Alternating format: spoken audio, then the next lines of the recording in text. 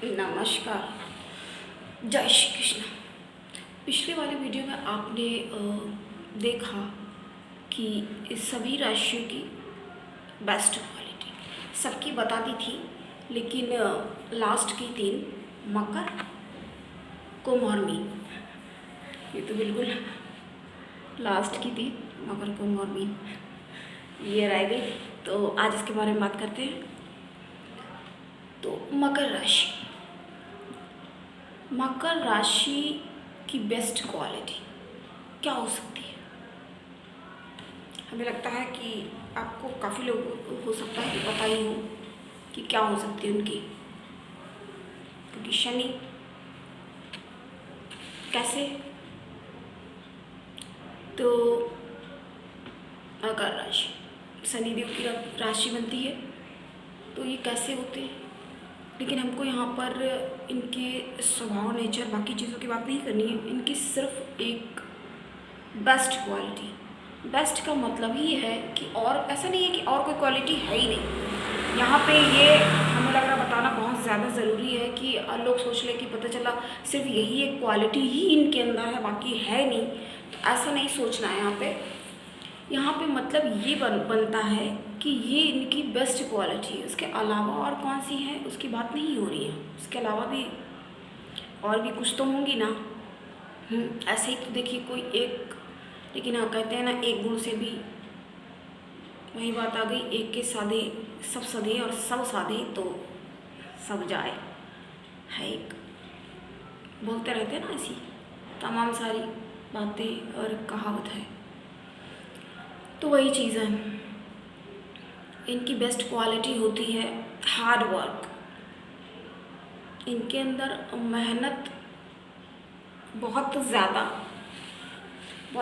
होती है, करने की इच्छा, मेहनत इनकी इच्छा होती है बहुत ज़्यादा करने की।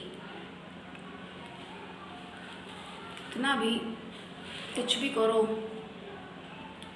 हाँ, तो हम इनके बारे में बता रहे थे। तो अपनी मेहनत के दम पे ये बहुत ज़्यादा ये लोग आगे बढ़ जाते हैं और बहुत ज़्यादा तरक्की करते हैं। देखिए हमने कल नहीं बनाया और नहीं अपलोड कर पाए अब, लेकिन हमारी कोशिश रहेगी कि हम कम से कम एक तो कर ही दें, क्योंकि ज़रूरी है ये करना काफ़ी।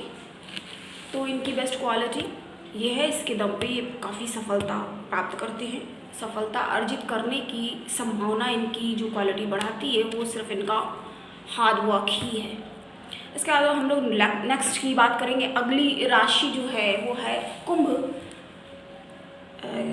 कुंभ राशि वालों के लिए बेस्ट क्वालिटी क्या है इनकी अथक परिश्रम।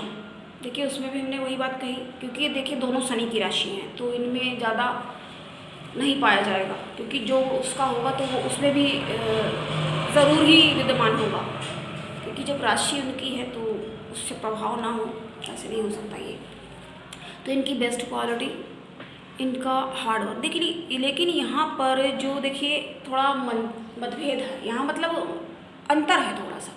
देखिए दोनों मेहनती हैं और दोनों ही बहुत तरक्की भी करते हैं, लेकिन हमने कहा ना यहाँ थोड़ा सा मतभेद ये है कि मकर और कुंभ दोनों को अगर आप तुलना करेंगे, यानी कि ध्यान से, इसीलिए बोलते हैं आप स्किप मत करें और ध्यान से सुने कोई बात, खाली बात ज़रा सी सुन के निकल गए तो वो चीज़ क्लियर नहीं हो पाती है। इसलिए ज़रूरी था, हम भी कोशिश करते कि शॉर्ट बनाएं, तो शॉर्ट में लोगों को समझ में नहीं आता है तो लोग फिर देखना भी नहीं पसंद करते, क्योंकि उनको क्लियर ही नहीं होता जब, तो क्यों देखे भाई। अगर 5-4 मिनट का भी बता दें, 2 मिनट का, तो उनको कुछ समझ में नहीं आएगा, क्योंकि ये ऐसा जो विषय है, ये सब्जेक्ट ही ऐसा है कि जब तक थोड़ा सा एक्सप्लेन नहीं किया जाएगा तो आपको ये क्लियर ही नहीं होगा। और जब क्लियर नहीं होगा तो आपका भी टाइम जाएगा बर्बाद और मेरा भी टाइम वेस्ट होगा। कब हम बनाएंगे वीडियो, कब अपलोड करेंगे, है ना। तो मेहनत तो सबको करनी पड़ती है हर कार्य में। देखिए हर काम में मेहनत है, ऐसा कोई काम नहीं है जो बिना मेहनत का हो। और अगर बिना मेहनत मशक्क़त का काम है तो क्या होगा, वही हो गया आवारागर्दी वाला काम, लफंगों वाला, टाइम वेस्ट करना। तो इतना टाइम देखो है नहीं किसी के पास कि कोई टाइम वेस्ट करे। तो हम लोग बात कर रहे थे कि इनमें थोड़ा सा अंतर क्या है। तो वो जो डिफरेंस है वो क्या है आखिर, क्या अंतर इनमें क्या पाया जाता है। हम किसकी बात कर रहे हैं, मकर और कुंभ की। तो इनमें क्या अंतर पाया जाता है, दोनों हार्डवर्किंग है, इनकी क्वालिटी बेस्ट क्वालिटी ही यही है कि हार्डवर्क। लेकिन मकर के साथ ये है, ये जितना हार्डवर्क है करते हैं उससे काफ़ी ज़्यादा कुंभ वाले करते हैं, ये अंतर है यहाँ पे। अब देखिए ऐसा बताएगा नहीं, ऐसा एक्सप्लेन लोग बता के जल्दी से निकल जाते हैं। ठीक है, जिसको जो समझ में आता है वैसे करता है। तो हम लोग इसके बारे में बात कर रहे थे। तो इनका जो है बहुत ज़्यादा ये मेहनत करती है और बहुत काम करते हैं और बहुत नाम करती है। एक बात आप नोट करके रख लीजिए, जो आप इतना मेहनत जो आदमी कर रहा है तो क्या फिर वो उसको जब काम करेगा तो क्या दाम नहीं मिलेगा, मानी बात है मिलेगा। क्योंकि जो आदमी इतना मेहनती है तो वो तरक्की सफलता कैसे नहीं प्राप्त करेगा। हमें बहुत सारे नाम पता है बड़े बड़े लोगों के, बट वही चीज़ें ना हम किसी का नाम यूज़ नहीं करना चाहते। हमने अभी तक किसी का भी नाम यूज़ नहीं किया।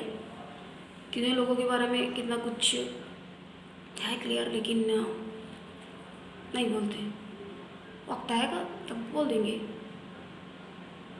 ये ना हो कि ये नाम करके, क्योंकि किसी सहारे की क्या ज़रूरत है जब आप खुद सक्षम है। तो हमें ये लगता है, और हमें लगता है हमारे जो दर्शक हैं उनको भी कुछ ऐसा ही लगता होगा, क्योंकि जो हमारा दर्शक वर्ग जो है वो थोड़ा अलग तरह का है। उनको इंटरेस्ट है नॉलेज में। और एक बात ये भी है कि आज का समय ये हो गया है कि कहते हैं ना, पैसा दे दो, सम्मान दे दो, धन दे दो, लेकिन ज्ञान ना दो किसी को भी। क्योंकि किसी को क्या ज्ञान दोगे, वो अगले अपने आप को ही इतना ज्ञानी समझ रहा है, ऑलरेडी उसने अपने आप को बिल्कुल डिक्लेयर कर रखा है। तो हमारे पास तो दर्शक ही वो आएंगे जो पहले से काफ़ी बुद्धिमान होंगे, और दूसरी बात उनके पास वो कैपेसिटी भी होगी, कुछ ग्रहणशीलता, ग्रहण करने की जब आपके अंदर कैपेसिटी होगी तभी तो कुछ आप कहीं से कुछ प्राप्त कर पाएंगे। जब आप खुद ही कर रहे हैं मेरे पास बहुत, तो क्या तुम्हें मिल जाएगा, तो वैसे भी कोई नहीं देगा भाई, उसको तो पैसे ही पहले यूँ किए। ये क्या शो करता है, जो जैसे जो लोग इस तरह का एटीट्यूड या ये सब ईगो वाली ऐसे करता है, शो करती है ना चीज़ें, तो वही चीज़ हम आपको बता रहे हैं। तो ये हो जाता है। हमें आपको वो जो हमने ये भी बोला था, हमें एक कहानी याद आई, वो हमें बतानी थी आपको कि कहानी क्या थी। लेकिन अभी हम आपको सबसे पहले last but not least mean राशि की बात कर लेते हैं, क्योंकि उनका थोड़ा इंतज़ार उनका लास्ट में आती है ना, थोड़ा सा लंबा हो जाता है। तो इनकी बेस्ट क्वालिटी क्या है, तो इनमें तो गुरु है, तो फिर ऐसा तो होगा नहीं कि इनके अंदर इनको सारी चीज़ें देख परख के अच्छे से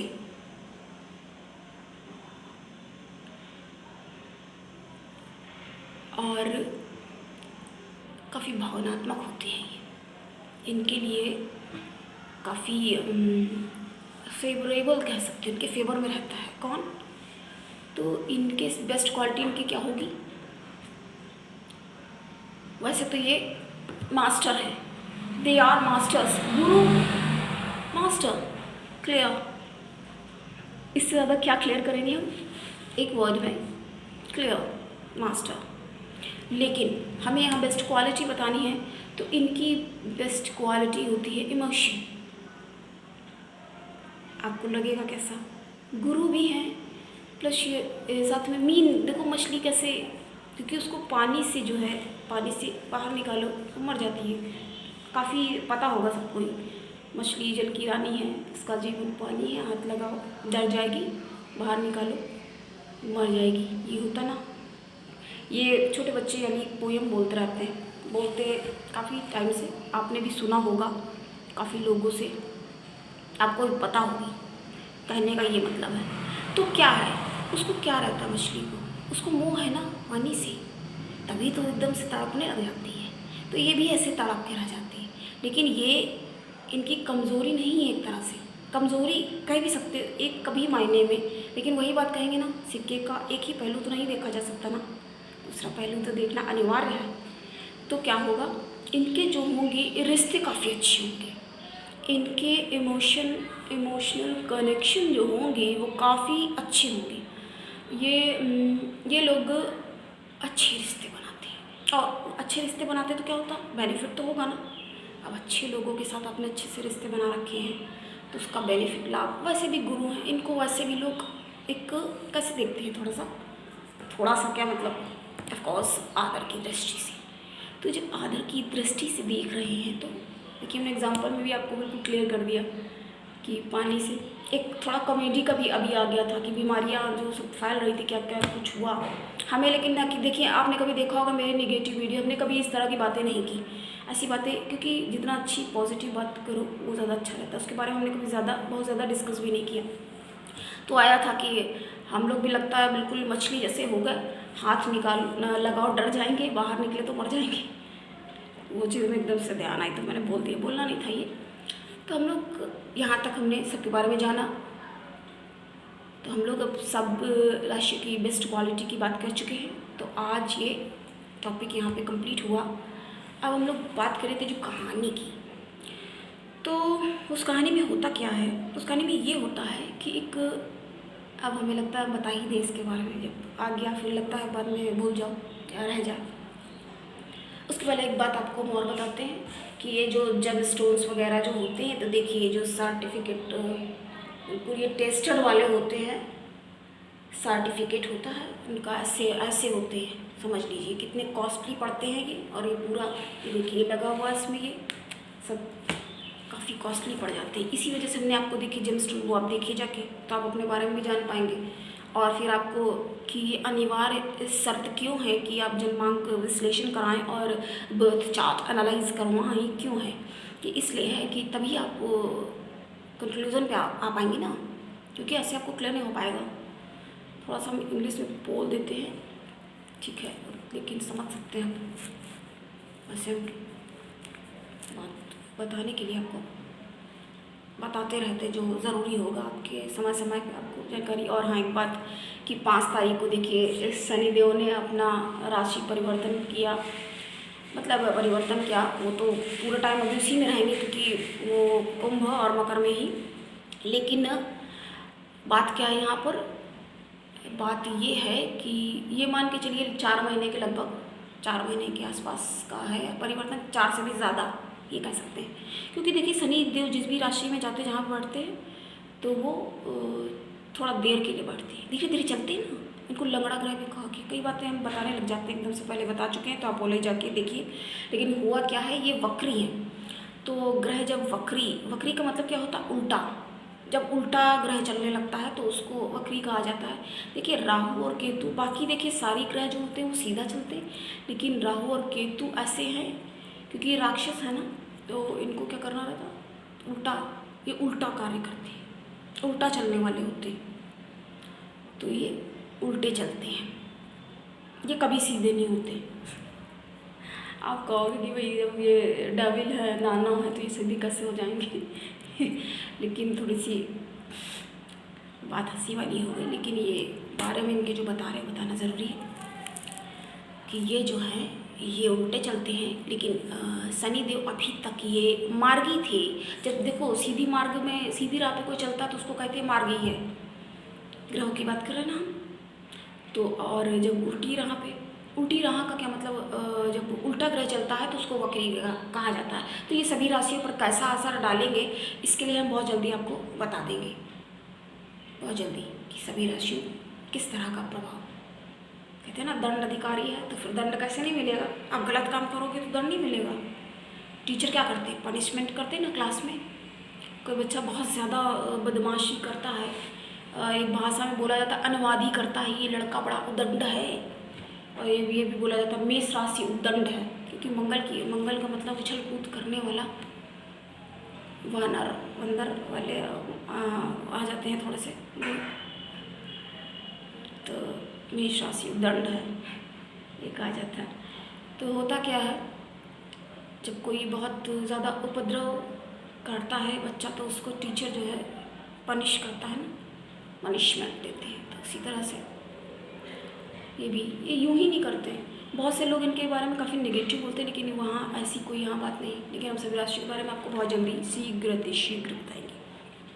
हम बात अभी कर रहे थे कहानी की, क्योंकि हमें लगता है फिर बाद में वो रह जाएगी। अब आ गया है तो बता ही दे, बात क्यों रह जाए अब तक ना पहुँचे जो।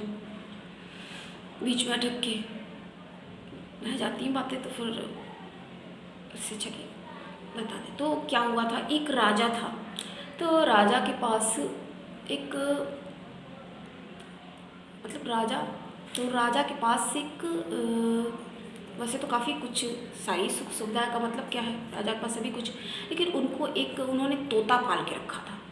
उन्होंने एक तोते को बड़े अच्छे से अपने पास रखा हुआ था पाल के, वो उनके पास रहता था और उसकी अच्छे से उचित देख रेख किया करते थे।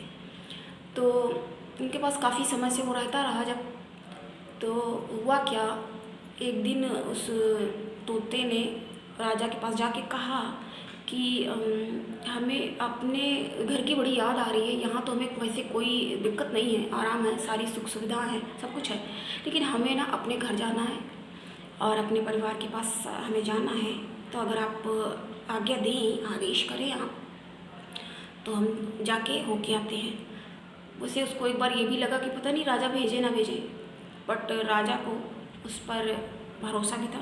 कहते अब आ करके मतलब घूम के आ जाएंगे वापस। ये ऐसी बात उसने जब कही तो वो वहाँ से कह दिया आप जाओ, ठीक है, आप जब आप घूम लेना तो आप आ जाना वापस। तोते को बोल दिया किसने, राजा ने। तो वो तोता वहाँ से चला गया, अपने देश पहुँचा, अपने घर अपने परिवार आराम से कुछ दिन उसने वहाँ पर व्यतीत किए। फिर उसने सोचा कि अब ठीक है, कुछ दिन के लिए बोला था राजा को, राजा ने भी आदेश दे दिया, आज्ञा दी जाने की, तो अब वापस चलना चाहिए। तो अब जब वापस वो आने लगा तो क्या हुआ हुआ ये कि उसे लगा कि हम वापस जा रहे हैं, राजा हमारा इतना अच्छा, हमारा इतने अच्छे से ख्याल रखा और इतने समय से हमारी हर सुख सुविधा का ख्याल रखते रहे, और उनके लिए हमें कुछ तो लेके जाना चाहिए। तो उसने देखा, उसके पास उसको मालूम था कि एक पेड़ है, ये पेड़ ऐसा है जो व्यक्ति को बिल्कुल स्वस्थ कर देता है, स्फूर्तिदायक, मतलब यंग कर देता है, बिल्कुल एनर्जेटिक, जवान कर देता है। उस पेड़ में आम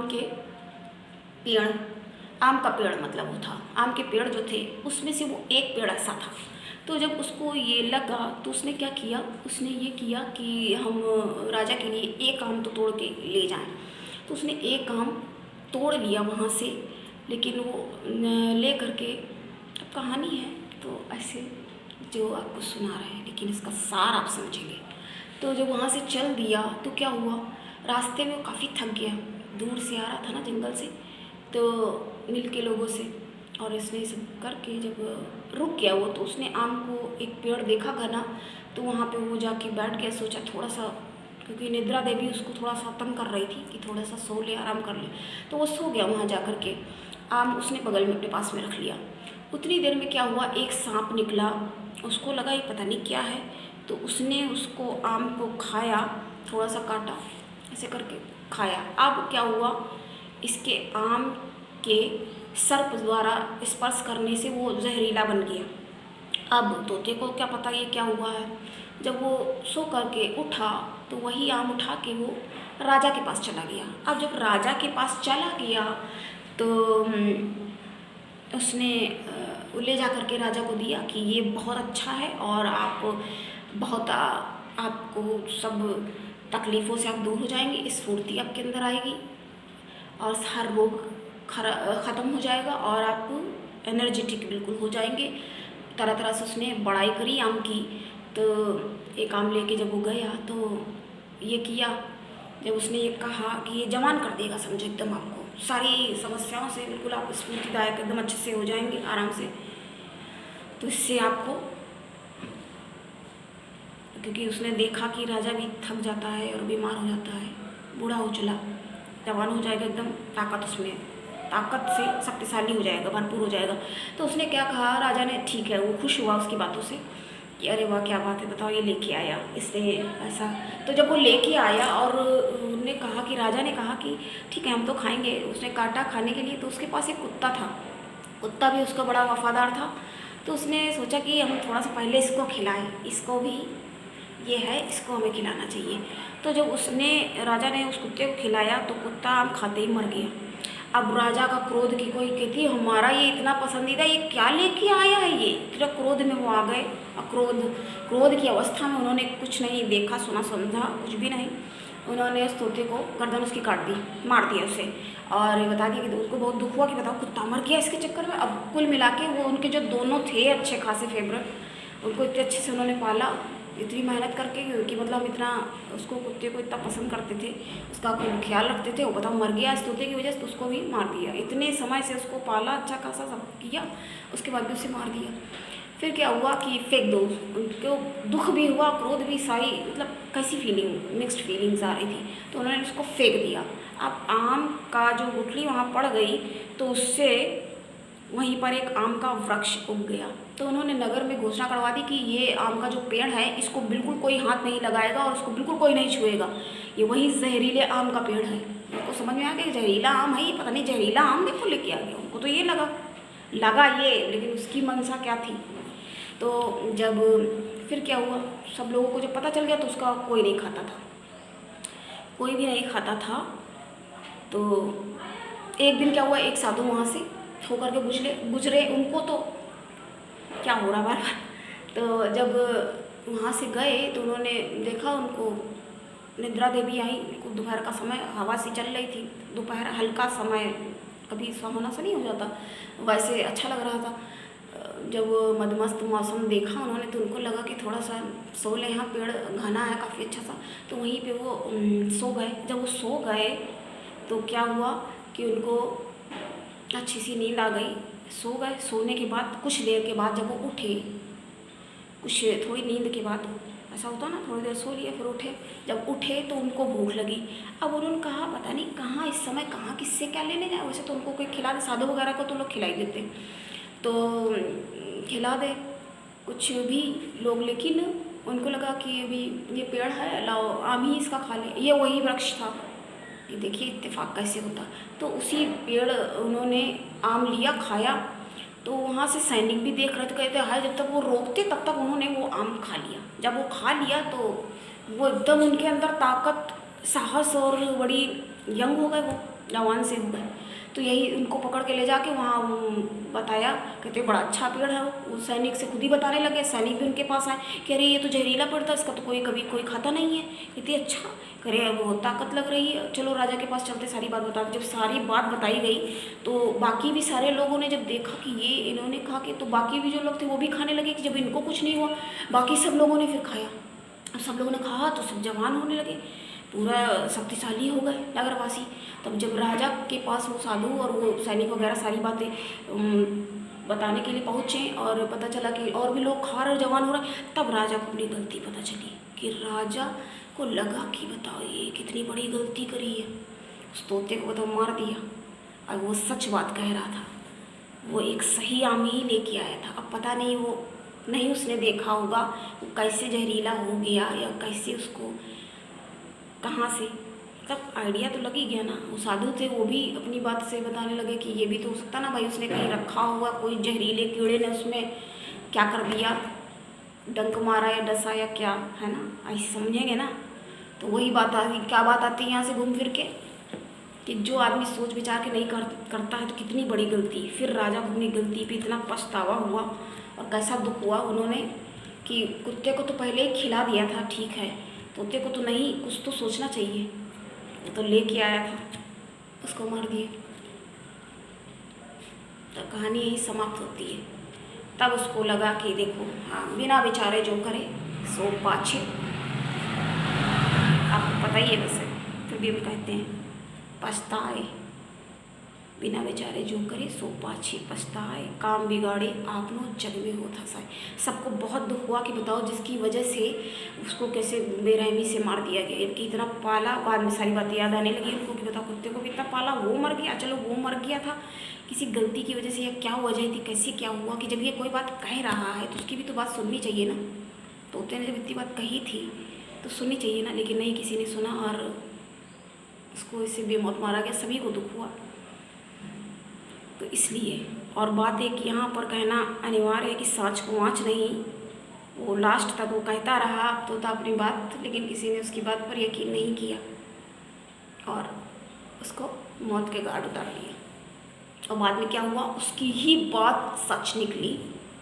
और कहते हैं ना, सांच को आँच नहीं, और सच जो है वो सामने आ ही जाता है, चाहे कितनी भी परतों के अंदर ही क्यों ना छुपा दिया गया। तो कहानी आपको कैसी लगी बताएं आप। तो आज के लिए इतना ही। नमस्कार। जय श्री कृष्ण।